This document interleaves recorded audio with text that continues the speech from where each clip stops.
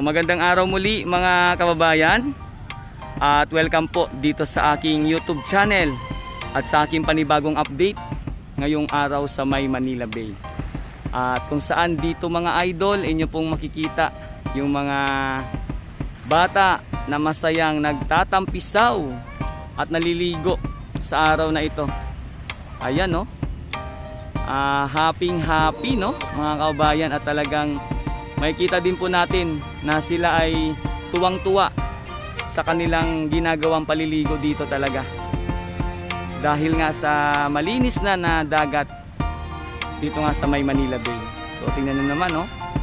Ganito yung makikita natin habang patuloy na umaayos, lumilinis at syempre talagang gumaganda ang dagat sa May Manila Bay. At hindi lang yung dagat kundi pati na rin yung paligid dito. So patunay po ito sa mga kabataan na naliligo ngayong araw dito nga sa may Pampang mismo, malapit sa may area ng Yacht Club dito sa May Manila Bay.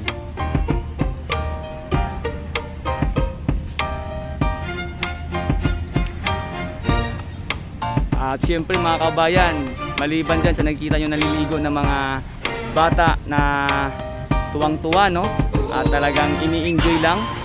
So siyempre po yung balik biyaya ng ating karagatan sa May Manila Bay, dahil nga sa kalinisan atin din po mapapansin dito nga sa mga nangingisda rito, at kung saan marami pong ibinabalik na dagsa biyaya, kung saan yung mga isda, mga alimasag, mga kung ano-ano pang pagkain dagat na inyo palaging sasaksihan at natutunghayan sa palagi nating pag-update o pag-cover sa lahat ng mga nangyayari o kaganapan dito sa May Manila Bay.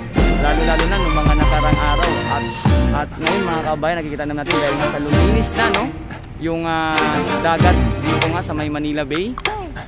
Nakikita naman po natin yung mga isda na palangoy-langoy na maraming grupo.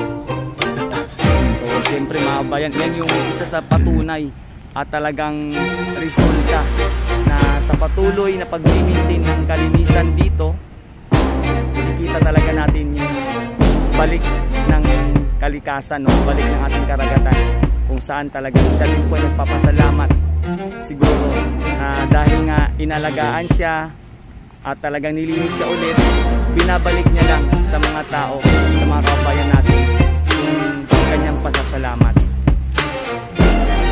Siyempre po, kahit naman sino, mga idol, kagaya ko, mga palaging nag-gamit dito, ay talagang ma-amaze at mamangha din sa aking makikita sa araw-araw. Kasi yung Manila Bay sa kasi mga bayan, sa totoo lang, ano ito kumbaga ito yung sumasalamin no, sa mga ngayon, sa mga nangyayari. Kasi kung dati ay punong-puno ito ng mga basura, may burak, halos pag dumaan ka sa may kabilang sidewalk no, halos amoy na amoy mo, hindi ka makatiis, tatanggalin mo at magtatakip ka talaga ng iyong kamay no, at syempre may panyo ka kung ano man yung dala. Pero sa ngayon, kahit naka face mask tayo, naka face shield tayo, parang gusto nating tanggalin para malanghap talaga ang sariwang hangin. So ito yun mga kabayan, yung pinaka pinaka resulta na ito nga sa ating nakikita sa ngayon. Talagang madadama talaga natin ang talagang kalinisan at talagang pagbabago ng Manila Bay. So tuloy-tuloy tayo mga kabayan sa pagbibigay ng update, at sana talagang patuloy nyo lang din subaybayan at suportahan yung aking YouTube channel, at huwag po sana kayong magsasawa sa palagi kong pagko-cover dito, kasi sabi ko nga mga kabayan, kahit araw-araw nating ikino-cover yung mga kaganapan sa may Manila Bay, dito ay marami na tayong nasasaksihan sa araw-araw. So sa bawat araw na ginagawa ng ating Panginoon, talagang dito sa may Manila Bay, iba't iba ang ating nakikita.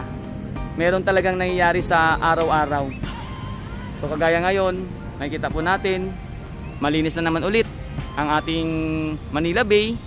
At higit sa lahat, nakita rin natin ulit yung mga bata dyan na tuwang-tuwa lang at nag-i-enjoy sa kanilang paliligo ngayong araw na ito. At siyempre, ayan mga idol, ayan ang pinakapatunay talaga na yung ating dito ay mas na malinis na. Kita nyo yung buhangin, puting-puti. At doon sa Dolomites, malakrema, parang kape, mga idol. So ayan po yung resulta mga kababayan. Grabe, napaka-aliwalas tingnan ng panahon sa ngayon, at kung saan kahit sino ay matutukso talaga sa mga nakikita rito na kalinisan sa may Manila Bay. At parang ako, gustong-gusto ko na ring maligo dahil nga sa sobrang linaw ng tubig dagat mga kababayan. So ayun sa totoo lang mga idol, habang tayo ay palaging nagko-cover dito, mga nag-update dito palagi, talaga, parang mismong kami minsan ay gusto na rin naming bumabad dyan. Kung wala nga lang sa ngayon, kumbaga wala lang pandemic, naku po, siguro ang mga vloggers dito palaging naliligo sa may Manila Bay bago mag-update or mag-live. Grabe, kasi mga bay, tingnan nyo naman, napakalinis at napakasarap pagmasdan ng kapaligiran dito sa may Manila Bay. Napaka-maaliwalas mga kababayan. So ayan na lang po yung mga nakukuha rito. Kung dati nasako-sako, tambak-tambak sa may seawall, ngayon konting-konti na lang mga kabayan, at talagang free na ulit sa mga palutang-lutang na mga samut-saring basura, mga kahoy-kawayan at mga water lily itong ating Manila Bay. So syempre andyan nag-i-enjoy lang yung mga bata, tingnan nyo naman, habul-habulan, so talagang yan ang patunay at resulta mga kabayan. Masaya lang talaga sila. Di ba? Iba talaga yung ating Manila Bay mga idol, grabe. Ayan yung isa sa patunay at resulta sa patuloy na pagganda at paglinis ng karagatan dito. Nag-i-enjoy lang yung ating mga kabataan sa kanilang ginagawa rito.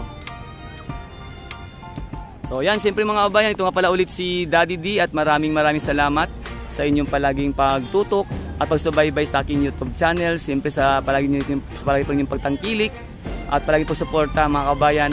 Maraming salamat po. At siyempre po kung kayo po ay merong mga mensahe or suggestion, mag-comment na po kayo sa bandang may babang mga kabayan, at huwag niyo po kalimutan mag-subscribe sa aking YouTube channel para palagi po kayo updated sa lahat ng kaganapan dito sa may Manila Bay. Mga kabayan ko, maraming salamat. Ingat tayo palagi. More power and God bless us all.